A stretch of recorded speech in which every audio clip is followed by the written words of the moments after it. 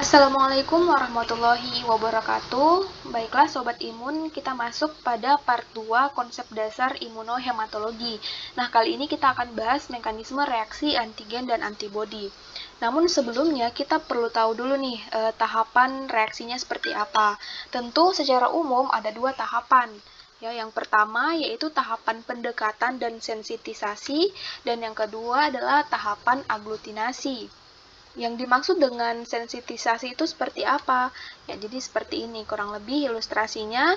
Pertama-tama, antibodi itu akan mengikat satu sel darah merah. Nah, ini dia mulai mendekat dan mulai sensitisasi. Sensitisasi itu kayak ya seperti ini pengikatan antibodi ke sel darah merah. Nah, setelah itu masuk pada tahap kedua, yaitu tahap aglutinasi. Jadi kalau dia sudah mengikat satu sel darah merah, dia akan mencari sel darah merah lain untuk diikat, sehingga hasil ikatan sambung menyambung ini menyebabkan atau menghasilkan yang disebut dengan aglutinasi atau gumpalan ya. Nah, kita masuk pada mekanismenya. Secara umum ada beberapa mekanisme antigen dan antibodi itu bereaksi. Yang pertama hemaglutinasi. Nah, hemaglutinasi ini namanya saja hem, artinya darah. Di sini hemaglutinasi diartikan aglutinasi sel darah. Nah, ini banyak dicontohkan pada reaksi-reaksi untuk pemeriksaan golongan darah ya. Jadi di sini saya contohkan ada anti A dan anti B ya. Jadi misalkan kita teteskan anti A di sini dan anti B, kemudian kita teteskan darah kita. Nah, di sini kelihatan bahwa sel darah akan menggumpal pada anti A, sementara anti B tidak. Ini menandakan bahwa sel darah kita mengandung antigen A, karena seperti yang sudah saya katakan tadi, antigen A ketika diteteskan dengan antibodi A, maka dia akan membentuk aglutinasi, karena memang spesifik. Sementara di anti B tidak. Kenapa? Karena ya berbeda. Ini ada anti B, sementara darah kita ada antigen A, tentu tidak akan menghasilkan aglutinasi. Sehingga, jika kita melihat hasil seperti ini, kita dapat berkesimpulan bahwa kita mempunyai golongan darah A. Nah, sebaliknya, ini golongan darah B, karena di darah mengandung antigen B, ketika diteteskan dengan anti B akan terbentuk aglutinasi, dan sebaliknya. Sementara ketika kita memiliki golongan darah AB, menandakan kita mempunyai kedua antigen. Kita punya antigen A, kita punya antigen B, sehingga keduanya akan teraglutinasi. Sementara tipe O atau golongan darah 0 ini biasanya tidak menghasilkan aglutinasi. Kenapa? Karena memang dia tidak memiliki antigen keduanya. Dia tidak punya antigen A, juga tidak punya antigen B. Sehingga diteteskan dengan antibodi pun tidak akan teraglutinasi. Nah, inilah alasan kenapa golongan darah O sering dikatakan donor universal. Artinya dia bisa mendonorkan ke siapa saja. Karena memang tidak bisa direspon, orang dia tidak punya antigen gitu loh. Tapi ya ada banyak faktor lain yang bisa kita periksakan dulu sebelum kita donorkan. Seperti yang saya katakan tadi, bahwa kesamaan golongan darah saja tidak cukup. Perlu ada pemeriksaan lanjutan seperti cross matching, kompatibilitas antibodi, dan lain-lain. Nanti kita bahas. Nah, mekanisme yang kedua adalah hemolisis atau pemecahan darah ya. Nah, ini bagaimana ilustrasi kita lihat kalau golongan darah yang berbeda saling donor. Nah, di sini dicontohkan pendonornya itu memiliki golongan darah A, sementara resipien memiliki golongan darah B. Nah, apa yang terjadi? Seperti yang kita ketahui, orang yang memiliki golongan darah A ini akan memiliki antigen A pada permukaan eritrositnya, yang dilambangkan dengan ini, bulat-bulat ini. Sementara orang yang memiliki golongan darah B, tentu dia memiliki antigen B di permukaan eritrositnya, tetapi sekali lagi dia memiliki anti A. Seperti yang sudah saya katakan sebelumnya, bahwa antigen pada permukaan eritrosit itu akan berbanding terbalik dengan antibodi yang ada pada plasma atau serum. Nah, oleh karena dia memiliki antigen B, secara otomatis dia punya antibodi A ya, supaya tidak bisa menyerang dirinya. Nah, apa yang terjadi jika antigen A yang dimiliki pendonor disumbangkan atau didonorkan kepada pasien yang memiliki golongan darah B? Tentu antibodi A pada golongan darah B ini akan mengikat antigen A pada si pendonor. Jadinya seperti ini, terbentuk aglutinasi.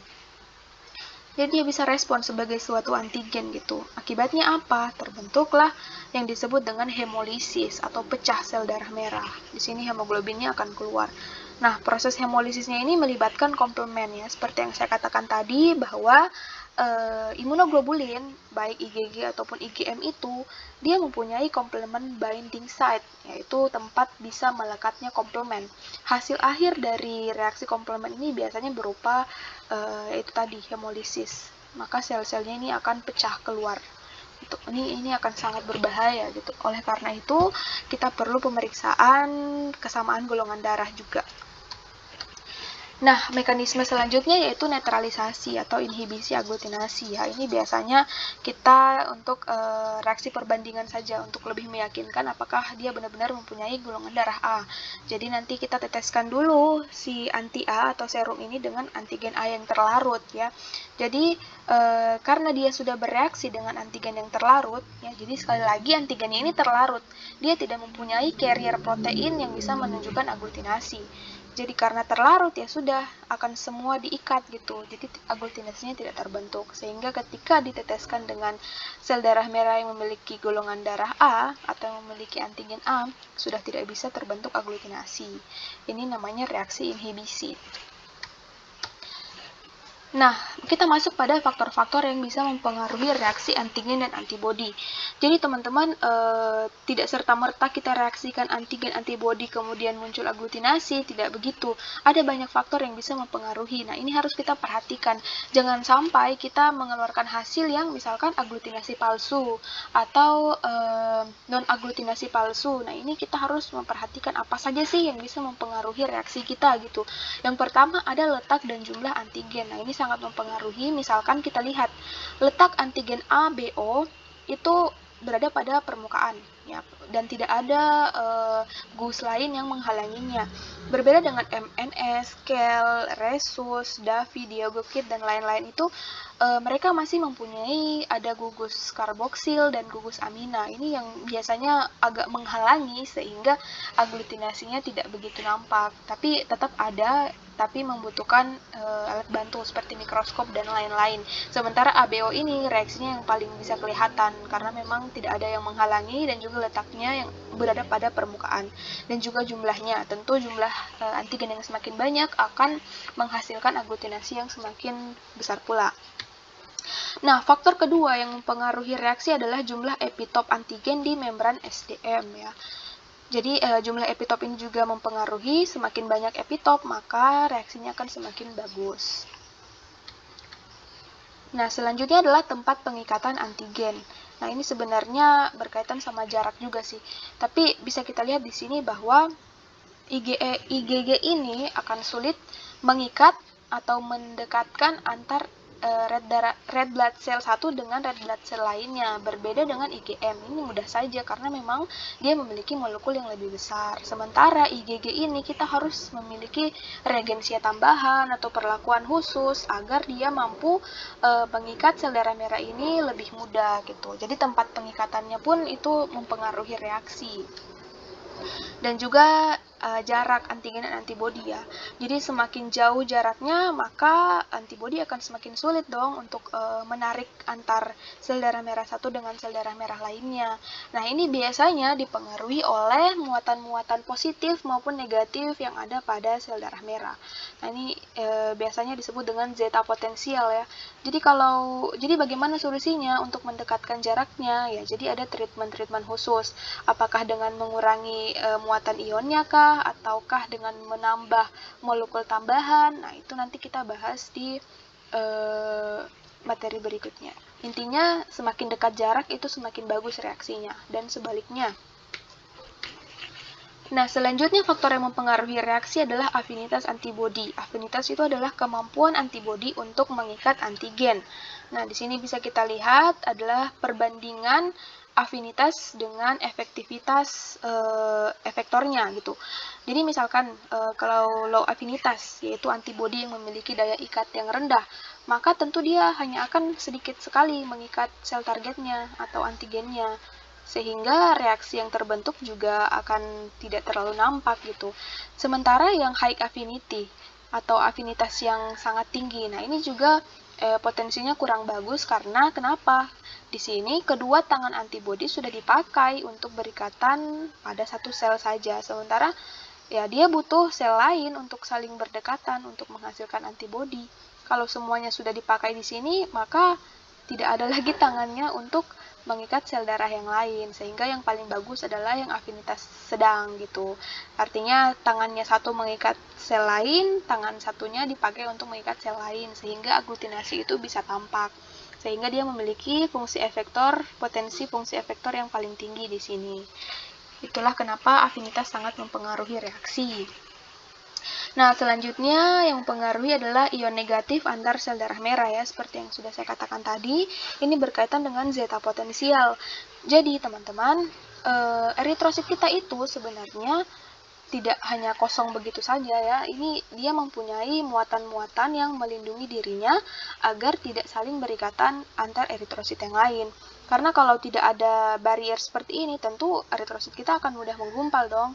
Oleh karena itu, memang Allah menciptakan tubuh kita sudah sangat sempurna. Di sini diciptakan ada zeta potensial, sehingga eritrosit tidak mudah membentuk rulox ya, atau gumpalan-gumpalan. Nah, sebenarnya ini juga akan menghambat antibodi untuk menarik antar eritrosit satu dengan yang lain.